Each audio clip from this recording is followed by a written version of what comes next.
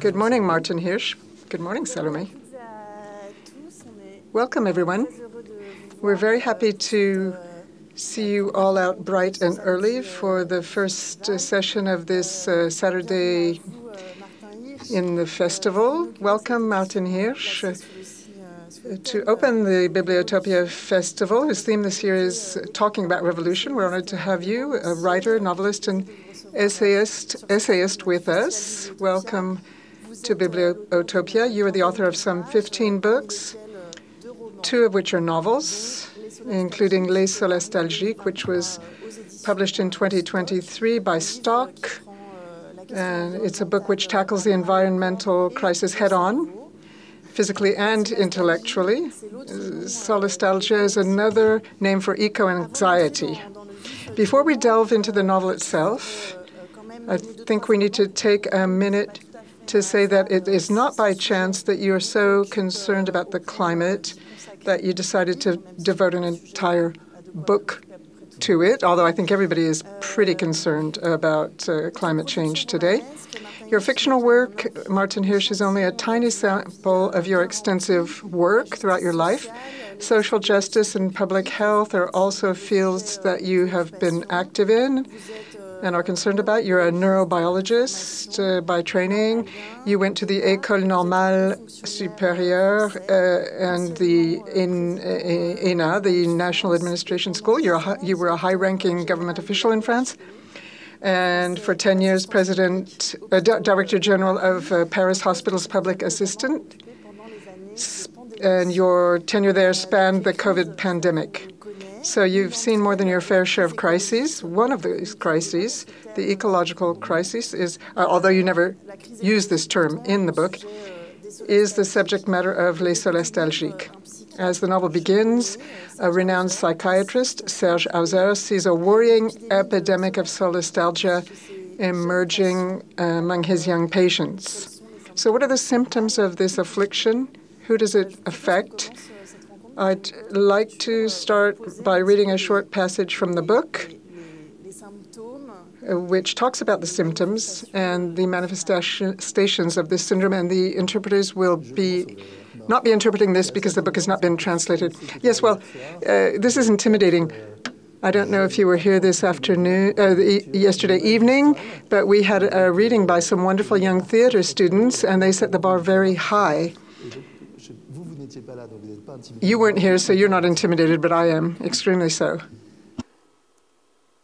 Un programme de recherche avait été élaboré, car si on avait peu de doutes sur l'existence du syndrome, on ne savait pas trop comment le prendre en charge et comment le soigner.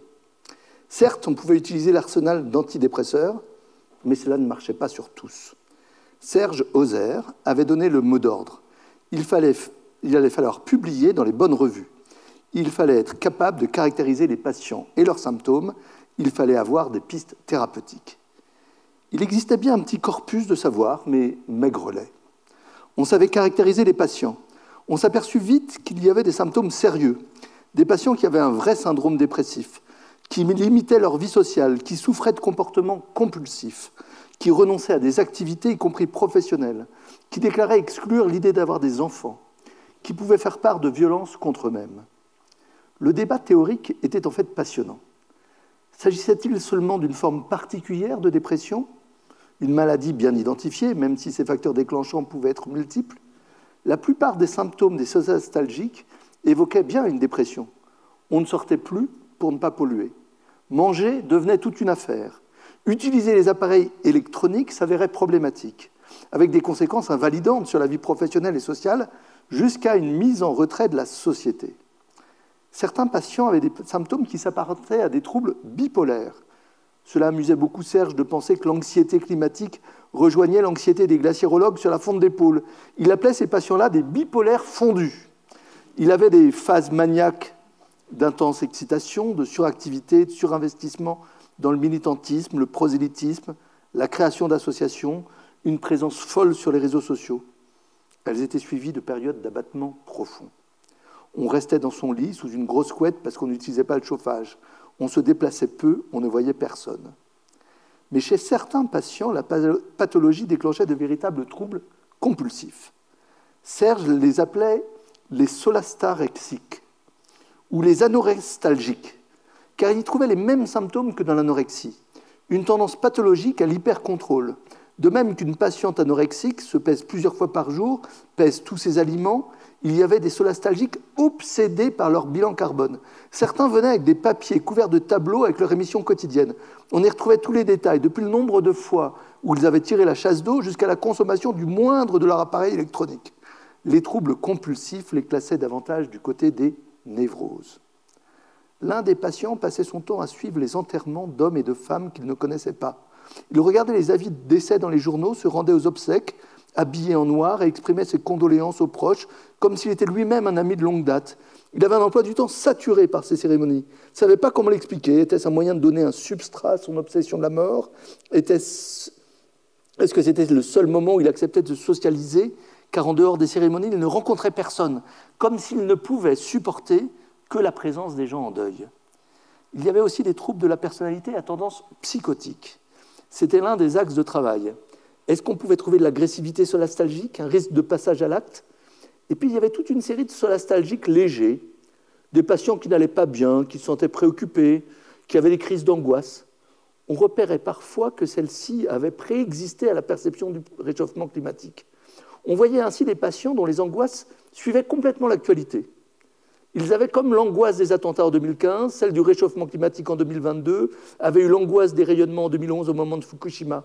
Comme un arbre a autant de cercles qu'il a d'années et peut être lu en coupe par des spécialistes qui savent y retrouver l'année des sécheresses, ces patients pouvaient, lorsqu'on leur faisait raconter leurs histoires sur 20 ans, être un reflet de la géopolitique, un récit d'histoire contemporaine à eux tout seuls. Je précise que tout est inventé. C'est-à-dire que si vous vous en servez pour effectivement classifier des malades... If you use this to classify psychiatric patients, it would be quite difficult to do so, given the array of symptoms. Thank you. So this is a work of fiction, but how does eco-anxiety manifest really, truly in our society? What did you learn while writing the book? Well, it started because I became very angry with the psychiatrists in Paris hospitals, public assistants. I said, oh, do you have patients who are eco-anxious? And he said, oh, the petit bourgeois, but we are more concerned with our real patients. And I was very surprised by what I saw as a sort of denial, which was probably connected to a generational phenomenon. They were psychiatrists of about the same age as me, and climate change was not one of their subjects of preoccupation or concern. So I wanted to make them sit up and take notice. So I invented psychiatrists of my generation and younger ones who were both taking this seriously. That's what's great with a novel. I'm not, traditionally a novelist. I'm a novelist by accident in a way. But it was a way of getting my own back. So that's an interesting question. Perhaps you have published over 10 essays. In your professional life, you have acquired very deep knowledge of the data. What about research? No, I'm not a researcher, but the second reason was that I realized with shame how ignorant I was about this. You pointed out all the studies and positions I've held, but one day I was giving a talk, and there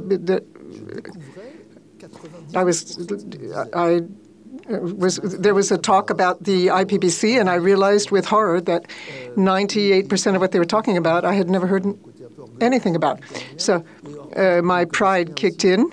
I thought, well, if I'm ignorant, probably a lot of other people are as well. So one of the reasons for the book was to build my own knowledge. So I read the IPP reports in full, not just the summaries. I read a lot of other sources, and I started following the news. When excerpts about climate events were available, I would read those. There's every morning in the news, you can find a subject. Every single day, there's something about a climate-related event. So, I also decided to change my own behavior. So, was it a revolution for you to write a novel, especially on this subject? Yes, it was very cathartic. It did me a lot of good. This was just at the time when I was leaving Paris Hospital's public assistance, and it was a good way to make the transition and get rid of my past in a way. And what a sense of freedom it was. Earlier I said you can get your own back, you can let your hair down, let yourself go and write what you want. You can break the law from the first page to the last. I've been a member of the State Council, applying the law, enforcing the law, respecting the law, and what a feeling of freedom to be able to break the law in my novel. These figures are figures that we see day in and day out, but there's something very abstract about this crisis that protects us, but also prevents us to move fully into the reality that we are faced with.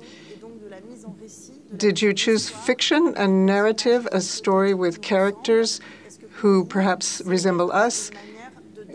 Was that choice a way of embodying the figures that we sometimes justify our lethargy on this subject? Well, I had no legitimacy to write an essay on this subject. Valérie, Marcel de Mode, and many others are much more qualified than I would be to write an essay on climate change.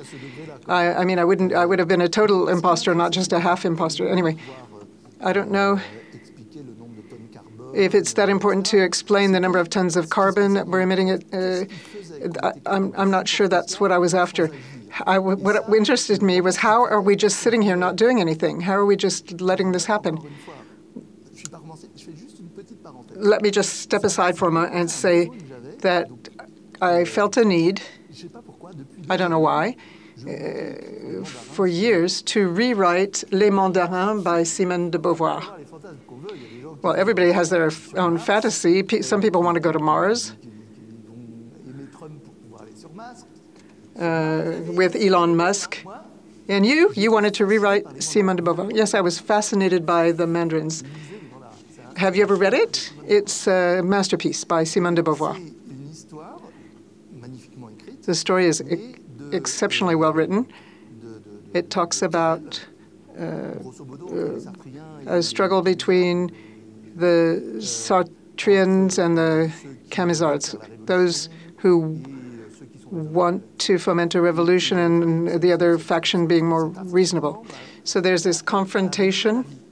And that was something that I related to. I thought, which side do I want to be on? On the side of the conscientious people who want to abide by the law and try to progress, or on the other side with the activists, militants.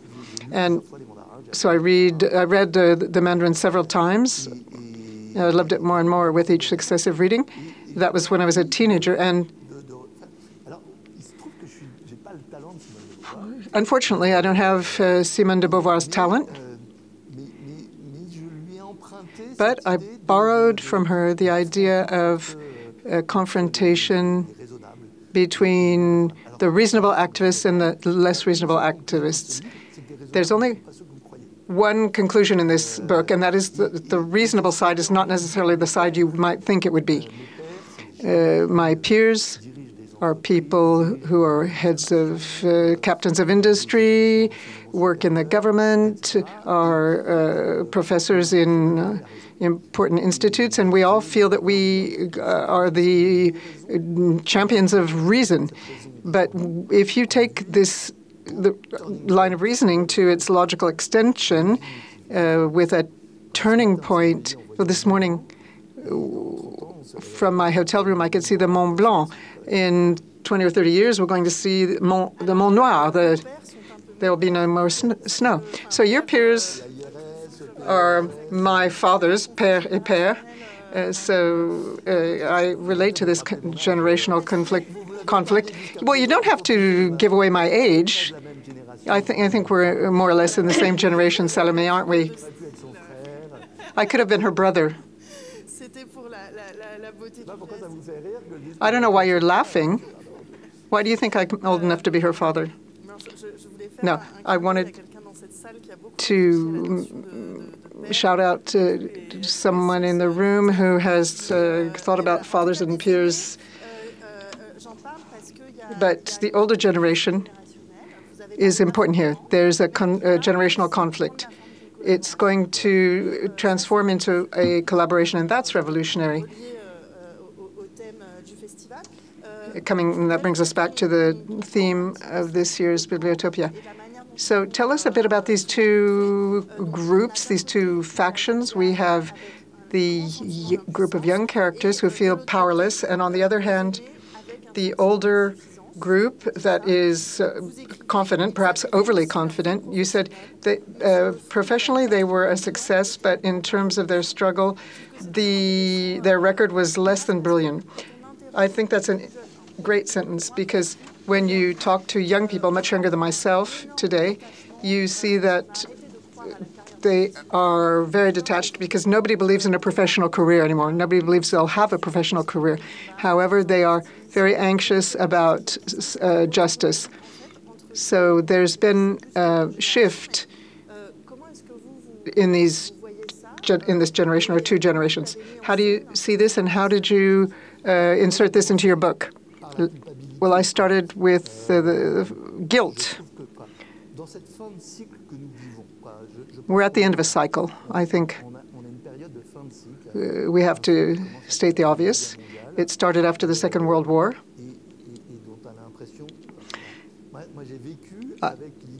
I grew up with the idea of not the end of history, but perpetual progress. Democracy is going to spread. Peace will accompany it. There will be little ripples or hiccups along the way, but peace will win everyone over. We'll abolish the borders in Europe. Diseases will be defeated.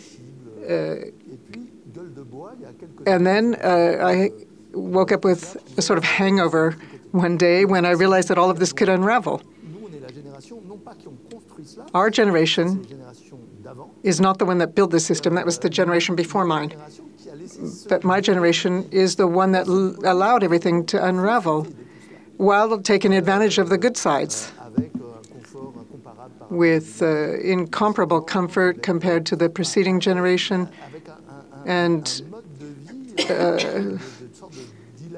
a lifestyle in which we have been depleting everything, including natural resources. And then the next generation arrived in this sort of scorched earth atmosphere. And I wanted to give weapons to the next generation, but at the same time, I didn't want my generation to get off scot-free. And so the meeting of these two generations in the novel meet in a drama, a situation where one of these solastalgic, that is more solastalgic than others, comes to a tragic end and films it through modern means. And she says, I want my death to be useful. I'm not dying for personal reasons. I am dying because I want you to bring you to stop this movement towards an irreversible end. And the older generation says, if this brings our children to kill themselves, maybe something needs to be done. And they come together. This alliance comes through something that I've discovered recently, hacking. I was trying to figure out how my characters could just disrupt the world and stop emissions. So I'm not a violent person, so I wasn't going to go with Kalashnikovs or TNT. So I thought, what could be a sufficiently powerful weapon that doesn't kill too many people? And I thought, hacking those systems that produce greenhouse gases. So I went to see ex-hackers. Why ex? Because I wasn't going to risk jail to deal with these people. And when I was in the hospitals, there was a young guy very young guy, who had managed to get into one of our systems and to get the data on all the people who had been tested for COVID, about 1 million people. And I had to send an email to about 1 million people telling them, sorry, but your data has been hacked. And amongst them, there was about 1,000 I knew personally. And they wrote back to me and said, oh, what's this joke you're trying to put on us? You're telling us we've been hacked. But in fact, this kid was so proud of himself that he posted the fact that he had managed to get into the system. And of course, he was caught this way. So I went to see ex-hackers, IT professors to understand how it works. And in fact, it's very easily done. You can hack into a lot of systems. That's totally true. So the solastalgiques started with the huge cruise ships. So they went into the reservation system and sent a message saying, thank you very much for your reservation. You will see the cruise will be unforgettable. First of all, the air conditioning system doesn't always work, and sometimes it sends Legionella bacteria. And then we don't search everyone. So if there's 20,000 people on board, there could be a terrorist among them, and have a good cruise. And as you know, I don't know if you've ever seen these huge floating buildings. They're horrendous, and they pollute us as much as millions of diesel cars. Then they took the 10 busiest airports in the world, and they sort of disrupted everything. So it was a lot of fun, Yes, I have to say. But you ask a question behind all this through this group of the older ones. Why does it have to be the young people who go have illegal activities, who risk jail to disrupt cruises? Why can it not be a legal decision? Why not simply ban this type of cruising? Isn't that the real revolution? What does it mean to restrict the type of entertainment that people can have? Isn't it a certain form of injustice? You ask those questions. Yes, of course. The real question is, at a time when there are no doubts anymore as to the causes of global warming, when the only questions that are left is at what speed and to what extent. And when you look at the IPCC reports, you see that they are, in fact, extremely prudent. They don't take into account the reversal of the Gulf Stream or air currents. They don't take into account the consequences of the disappearance of the Arctic or Antarctic. So they take the very prudent approach. And they can say, well, the level of the sea could rise by 6 meters, and that would mean that about 1 billion people living on coasts will see their land disappear. So when we talk about migrations and migration flows, when you see that 1 billion people will see their land disappear, this will cause uncontrollable phenomenon events. So the question is, why don't we take legal measures? And the Secretary General of the UN says it is a scandal, and he is the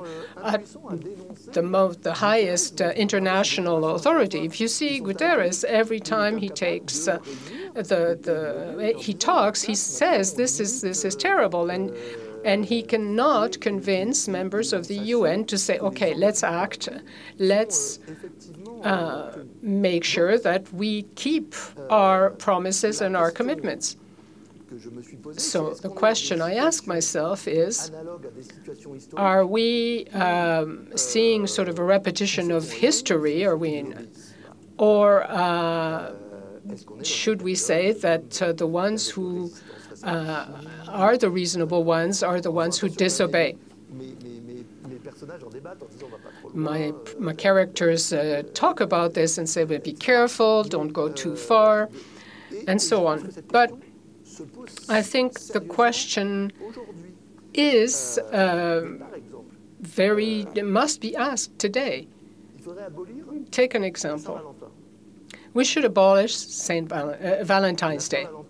We should abolish Valentine's Day. On Valentine's Day, everyone buys flowers. On 14th of February, are there a lot of flowers in gardens on that day? Well, it is the equivalent of thousands of tons of CO2. And well, the flowers that come from Kenya are less polluting than ones that come from the Netherlands, for example, surprisingly. But why not have Valentine's Day on the 14th of June, for example? Or why not say that on Valentine's Day you would give your loved one a poem rather than a bouquet of flowers that emits as much as a fly from Geneva to Paris? That's interesting. Why? The rest wasn't? The rest wasn't? It was so good yesterday, the discussion, that all night I asked myself, how am I going to make them laugh? No, it's interesting because Valentine is a very popular celebration. And in your book, you say that it's a very small percentage of the population that is responsible for most of the emissions. So before we banned Valentine's Day, couldn't we think about SUVs, private jets, cruise ships, with 20,000 people on board, but you have yachts also for 10 people on board? So we go back to this question of individual responsibility. So should I feel bad every time that I buy a bottle of water because I have a tap at home, when there are people who in one day produce what I will produce in 1 year? Yes, and of course it's an essential question. So a few figures. 10% of the world population is responsible for 50% of emissions, and 50% of the population is responsible for 10% of emissions. You follow me. And in between you have those 40% who are responsible for the rest. So you have a certain number of hyperpolluters. And there you have two categories. The majority are those who are the richest on the planet, and then you have those who are the poorest. If you look at France, the poorest 10% of the population, you have 2/3 that produce very little CO2, and then you have a small part that are very high producers, just like billionaires. Why? Because they don't have a choice on what kind of heating system or what kind of car they will have. So you have the pollution that is a chosen pollution, and you have a pollution that is something imposed. Well, through my research, I found a study done by economists that was then looked at by the UK central bank, and then they give it up. But it was the idea was to add to a credit card a carbon credit card. To say, for example, if the IPCC said each person can emit 3 tons of CO2, well, you have your credit card, so you pay with your Swiss francs, and you pay with your carbon credit. And when you've used your 3 tons, you can't buy anything that produces carbon. And if you need more, then you go to other consumers and buy whatever they might have left. So it's sort of a redistribution, because the richest need to buy the CO2 from the poor, and it gets more and more expensive.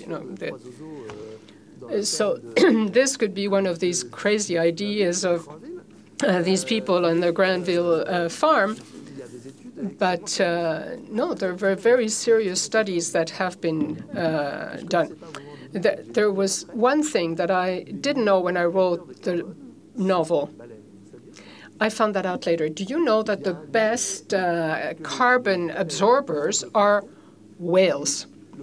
Whales eat plankton. Plankton has absorbed CO2.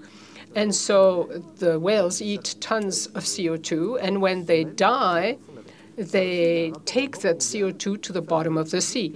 And a World Bank report says that one way to help reducing CO2 in the atmosphere would be to save the whales. So I don't know why I'm telling you this, but there comes a point where you have to take serious measures. And if I mentioned the Valentine's Day flowers, it isn't because, I'm not saying like Macron, who said, we're not going to go back to the Amish. No, it's not going back to the troglodytes. It's a question of seeing how could we, rather than producing 3% more every year, produce 3% less. We're not talking about 80%. We're talking about setting rules for collective discipline over 10, 20, 30 years, I don't know, until we discover this fantastic decarbonized energy like ITER next to Marseille that uses nuclear fusion or hydrogen or who knows what. Maybe we'll be saved by technology. And my approach, and it is proven, reasoned. I've discussed this with friends, and they said, "Oh, stop this dreaming." As usual, technology, science will help us. When there have been epidemics, there were vaccines or others. So all we need to do is invest in research, and we will be saved by science.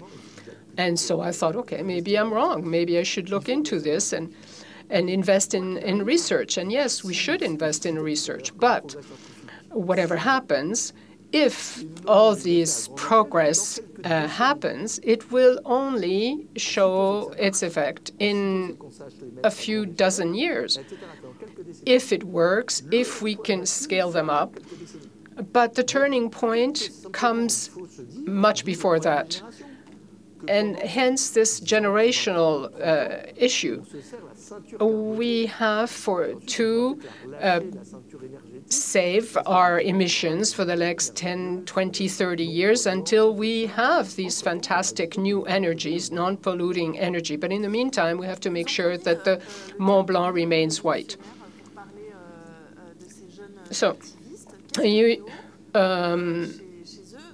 you talk about neo-revolutionaries. What's neo about them? You talked earlier about resistance, and it's true that you make a connection. And in fact, A part of the novel is set in the Vercors, which is a high region of the resistance. You talk about Daniel Cordier, who was also a well-known resistant. So you make a link, you draw a line between these two.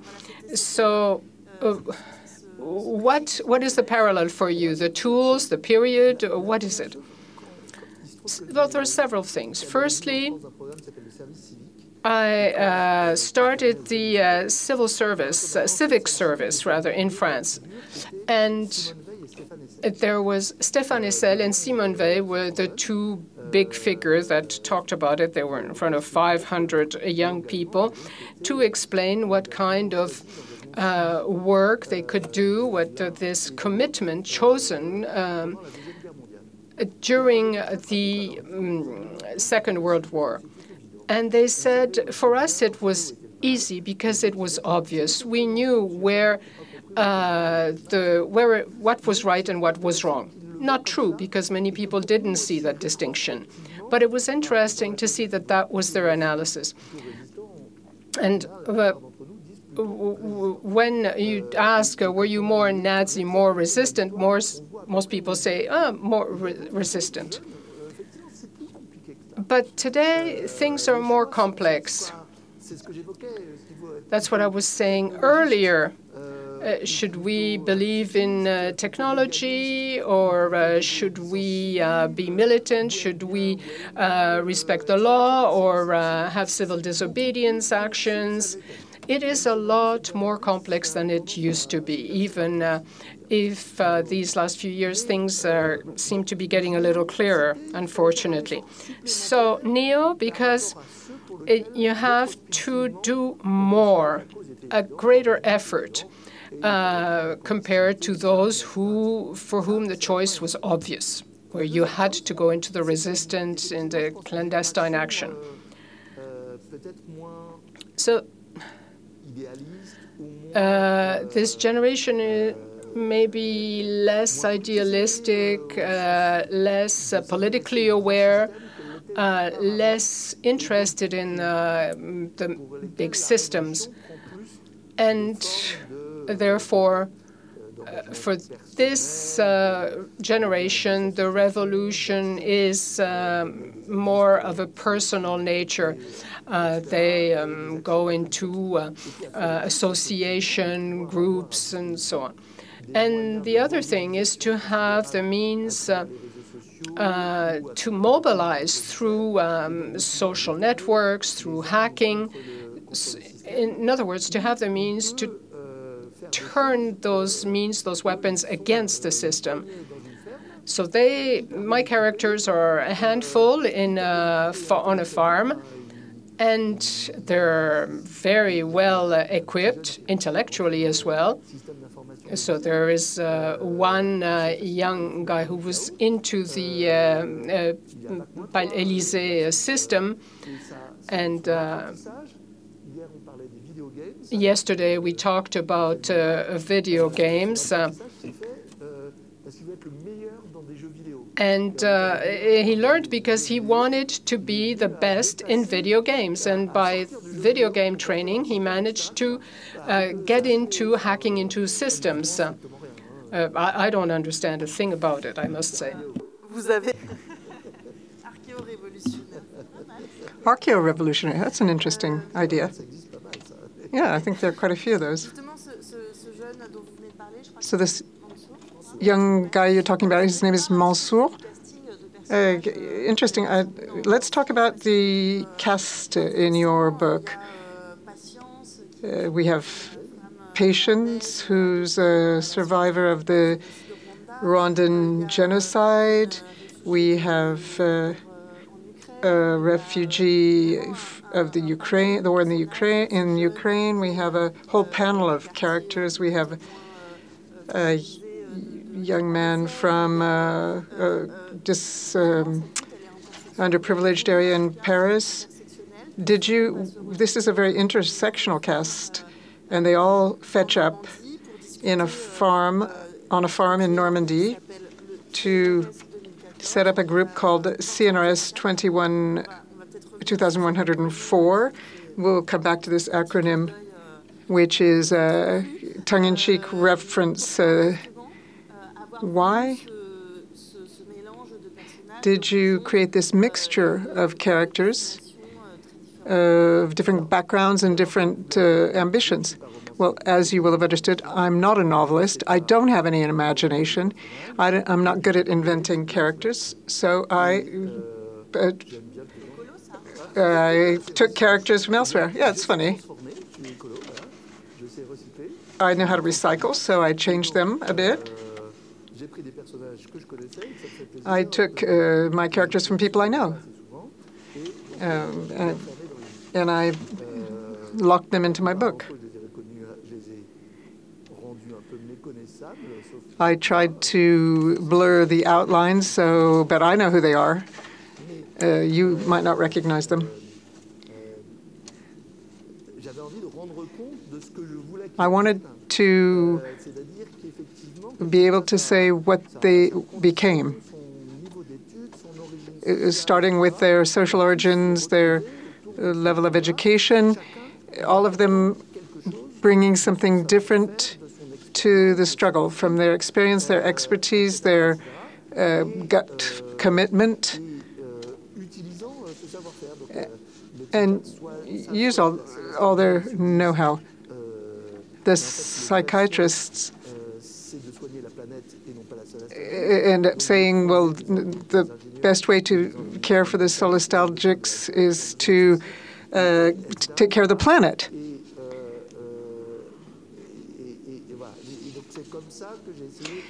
So that's how I fleshed them out. And since I'm surrounded by a lot of these young, very committed people, it was interesting I thought it was a good idea to pay tribute to them.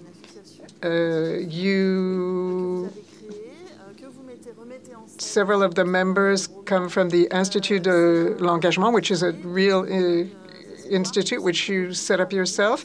Do you think these young people are a source of hope for the future revolution? Yes. So some 15 years ago, I was instrumental in getting a law adopted on civic service. So young people do 6 months or a year civic service in France, which is a country where our processes are very standardized. You know that the Minister of Education in France thinks that it should be decided when pupils are in primary school what they're going to do when they get to adult age. So I thought this was quite interesting. It's true that people are choosing their place of residence depending on which schools are in the neighborhood. Anyway, he said he created this civic service which attracted a lot of people who were searching for meaning in that time of their life, and they were appreciated, perhaps for the first time in their lives. They were given responsibility, and they felt useful because before that they'd felt completely useless, and it creates despair. So I thought, I know my country very well. These young people are going to gain confidence. They're going to learn how to learn a lot of skills. At the end of their civic service, they're going to say, okay, now go back to your failed life. And I wanted to find a way to avoid this. So the selection systems that exist in our country, let's take those and apply them to these young people, but change the criteria. We're not going to ask you to know all about the political system, but tell us who you admire the most and why.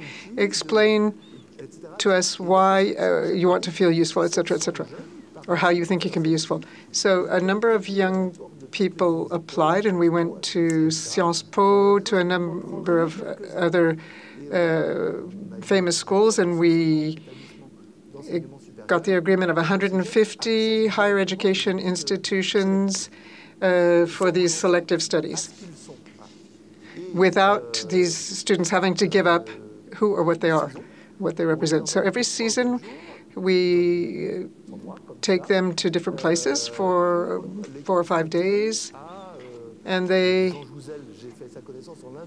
come into contact with different situations. Heads of companies, other types of people come out, and we, in the end, we come out with a number of people who have the skills that they're gaining in their studies, HEC or whatever, and also a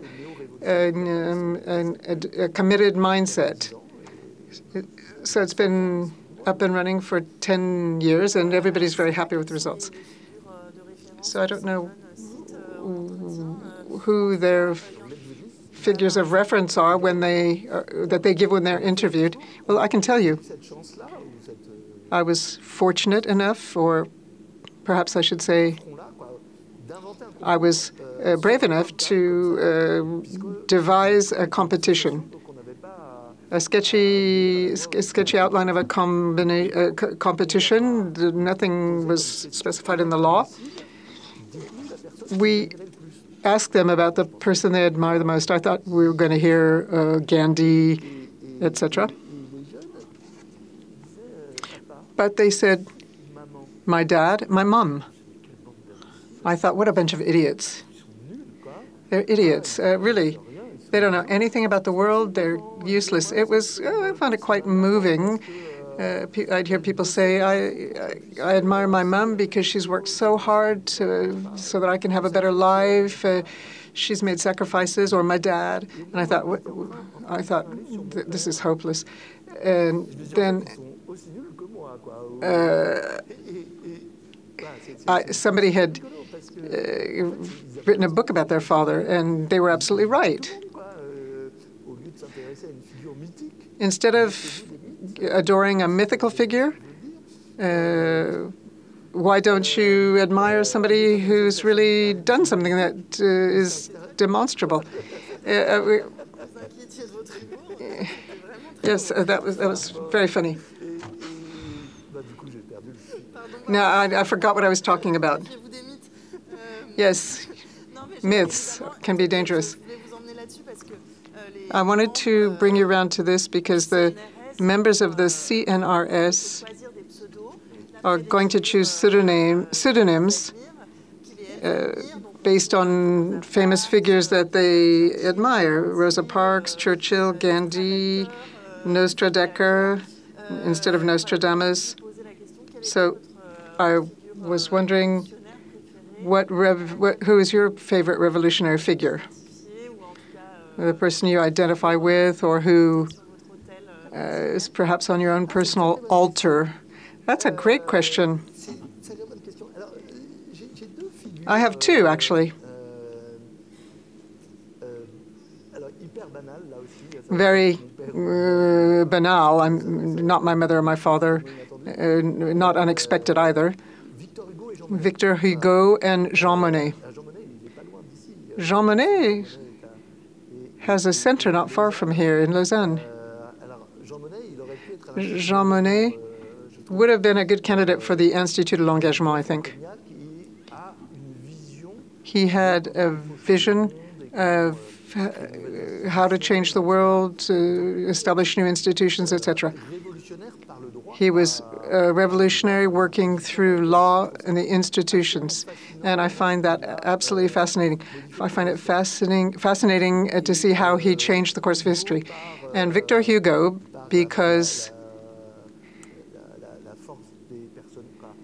of the powerful characters he created and putting names on human misery, Cosette, Jean Valjean, and making them so powerful that they live with us every day. Both of them had the idea of changing the world. They wanted to change the world, and I think they're both quite admirable. I read in an interview with you that you said, I'm an idealist, I fight determinism. We find a bit of this in Les Solastalgiques, but I wanted to question you about how your idealism is doing today.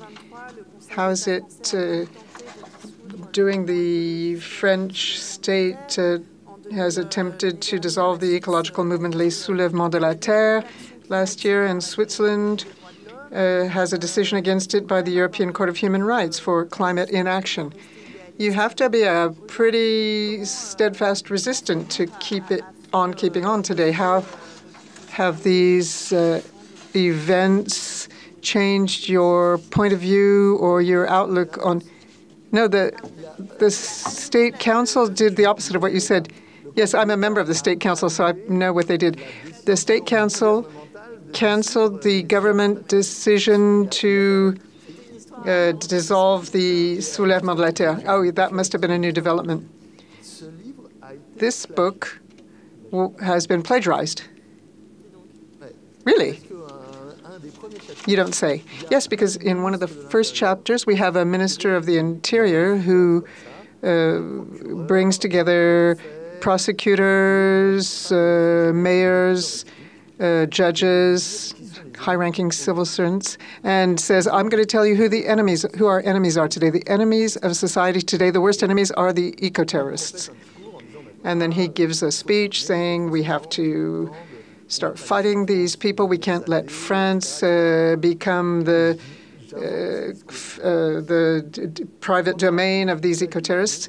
3 months later, the actual Minister of the Interior plagiarized me. If you look at the two speeches side by side, you'll be very surprised, I think. But if you heard earlier what I said about the reasonable people not necessarily being the ones we think they are, I think that the word eco-terrorism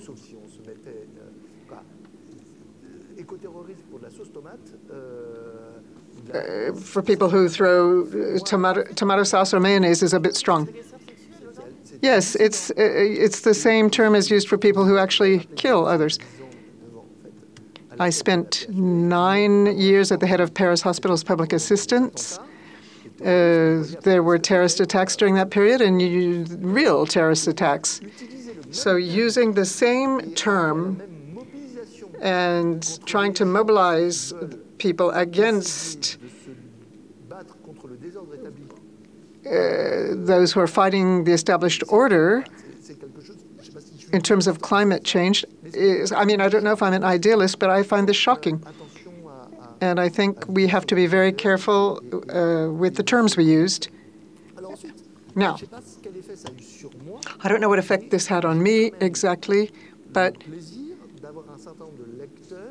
I was pleased to have a number of readers who explained that reading my book changed their lives.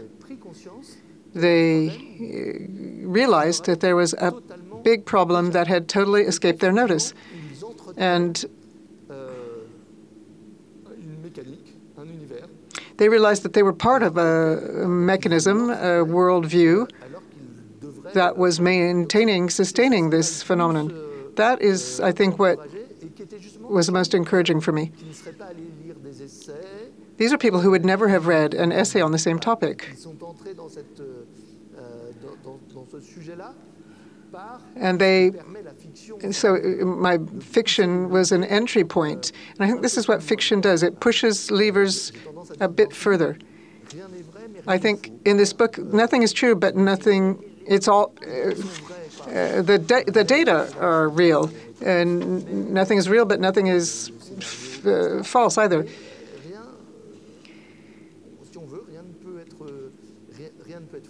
Nothing in it can be wrong, if you think about it. So to come back to the idea of idealism, I don't know if I'd use that exact word, but I think that idealism is realism in a way. I think using this word as an insult is like people saying, "Oh, you just going on your emotions." I've often been accused of that. Oh, you just have too many good intentions. Good intentions, but how can that be an insult? Well, my question wasn't pejorative. Maybe I'm a bit paranoid. I'd rather be paranoid than solastalgic. I'd now like to give the floor to the audience, but one final thing from a literary or editorial standpoint. I don't know if your book sold well, but what we're seeing now,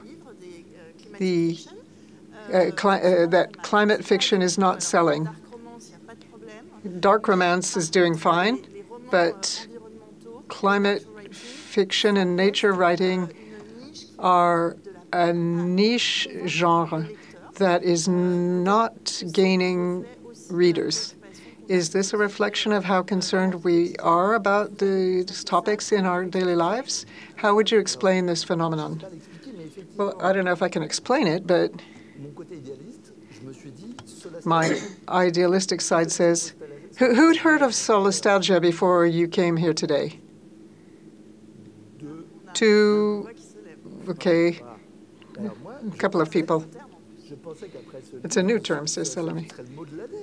I thought it would be the new buzzword. I thought we'd be talking about it at the Olympic Games, etc. But who knows somebody who's suffering from eco-anxiety? There you go. 80% of you. So I think there's a disjunct. I didn't explain about the novels. I think there are films, the next day, or there has been a great success for films and series on climate change topics, but not so much for novels. But I think that if we look at films and series, we'll see that there is a way to raise awareness through fiction. That's it. Okay. Thank you very much for your for the little commercial plug. There is a table upstairs where Martin Hirsch will be signing his book, and if you have questions, this is your chance to do so. Thank you, Martin Hirsch.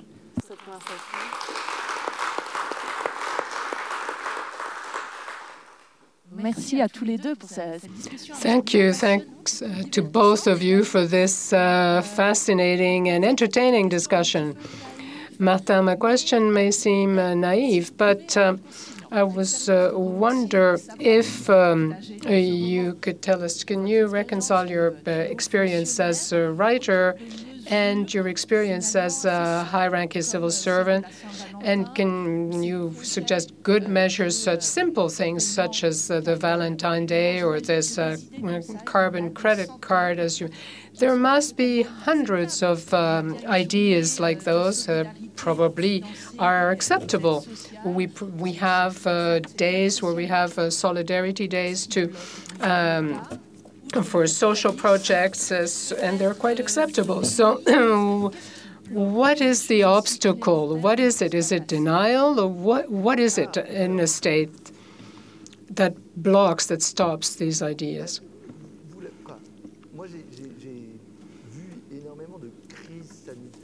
I have gone through many sanitary crises, health crises,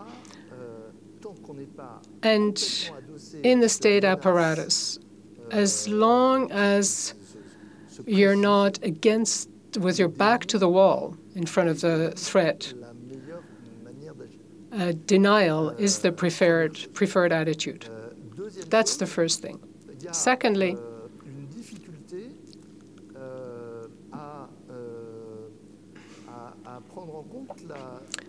it is difficult to think of future generations. Future generations, unfortunately, don't vote. We would have to let future newborns vote. You're going to think I'm crazy. There's no point in reading my book. But the fact is that 20 years ago, through the Environmental Charter, the Constitution of France allows the Constitutional Court to annul some decisions to protect future generations, and it has started to do so. So there is a reflection, thinking going on about the necessity to take the long-term consequences into account. And so obviously when you want to do something for the environment and someone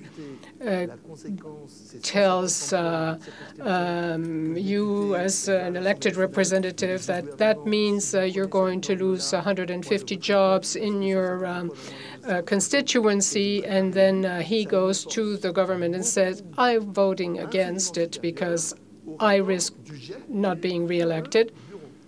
And that weighs heavily on the decision.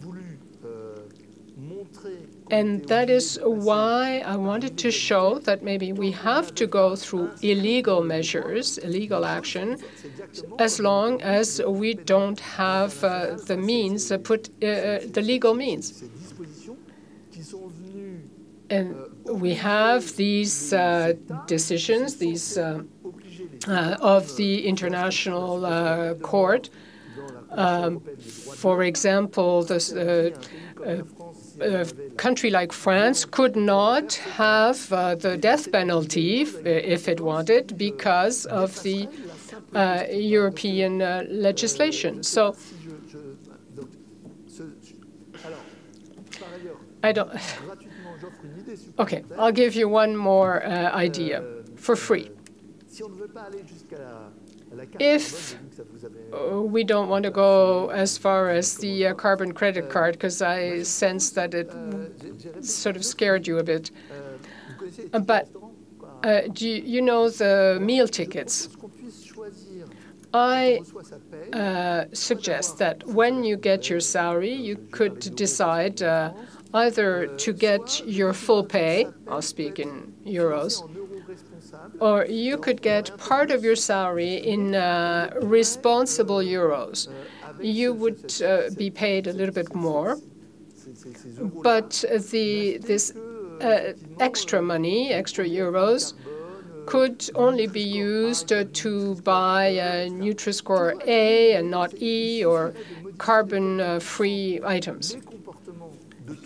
In order to change everyone's behavior, not only that of that 20% of activists. There are a lot of ideas like that. We should never give up. I try to put them forward, and maybe someday it will happen. Because I think that in our democracy, we do have this issue of the long term versus the short term, and it is a serious obstacle.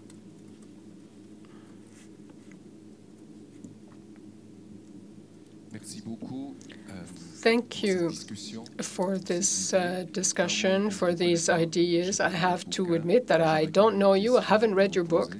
But I do have a question for you. You talk, in fact, about sobriety without ever using the word. And I get the sense that what you're saying is that we need rules, regulations. But this change cannot happen without using capitalism. Have you thought about that in your book? If we think of aviation, for example, you need to invest today 450 million euros each year in order to arrive at decarbonation to the European objectives. And that is not possible if you don't use tools like capitalism. Have you thought of that? Yes, absolutely. There is a very strong link between capitalism as it exists now and global warming. It is obvious. Capitalism developed at a time where we thought that the resources were endless. And it is a very good system if resources were endless. But once we reach the end of our resources, then things become difficult. So the question is, can we regulate capitalism, the market economy? Let's take a very simple example. Plastic wrapping. Obviously, I too find it easier to buy things that are plastic wrapped. As long as it's not forbidden, I will use it. But if you banned it, it wouldn't be a problem. If things are available, you take them. We always go to the easiest solution. It's logical. Once in a while, we accept some difficulty, but we prefer the easy way. So you need to ban things, even if it is temporarily.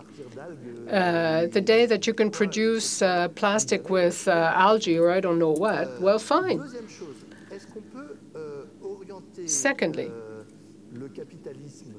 can capitalism be used, investment capacity and so on, can they be used positively? Yes, I think so. But I worked for a year and a half in a large private company after 35 years in the public sector. And I discovered management packages. That is the remuneration system for managers. And it means that these incentives that they receive have nothing to do with carbon quality or intelligence. It has to do with the next year's EBITDA and so on. And these people it transforms them into machines that are doing things that are against their own interest. They are conditioned by this remuneration system to make decisions that are absolutely contrary to their personal values. I worked with Noël Faber, who used to run Danone, and who is now the head of an international organization on environmental standards that tries to standardize investments in China, in the States, or in Europe. And you can see that if you make the right decisions, we will turn away from pipelines and invest into other types of kerosene. The question is, should we really double air travel with the kind of kerosene that we use now? I don't think so.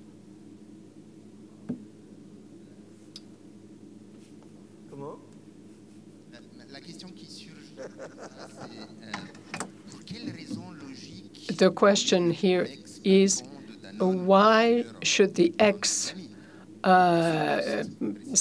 of Danone have that job? He's one of your friends. But this is in neoliberal logic.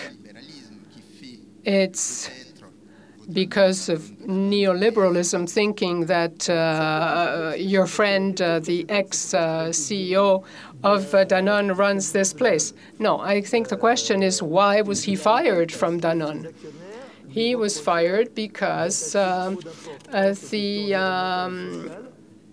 stockholders felt that he was giving too much space to the environmental aspect and not enough to the increase in the stock prices.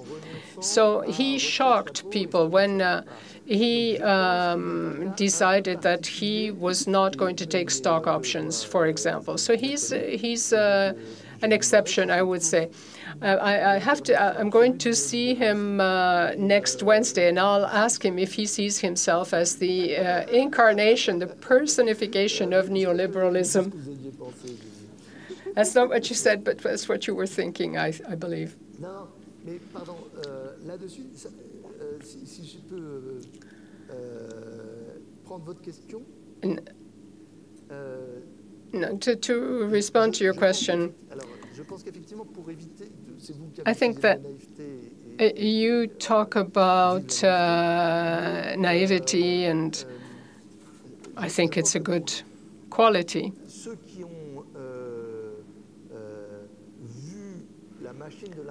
But I think that those who have seen how the machine runs from the inside,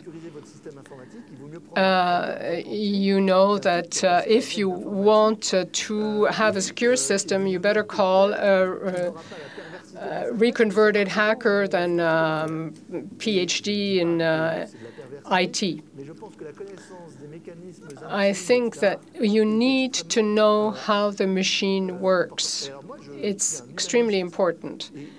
I am a humanist and a follower of Sartre. And I think that everyone can be saved. It depends of your environment. And it is absolutely, there's nothing more fascinating. And in fact, the solastalgiques in their group compare themselves to Alcoholics Anonymous because they say, well, I consumed a lot of CO2 again, I failed, I sinned again. But you have to work with sinners if you want to change things. Thank you very much, Martin Hirsch.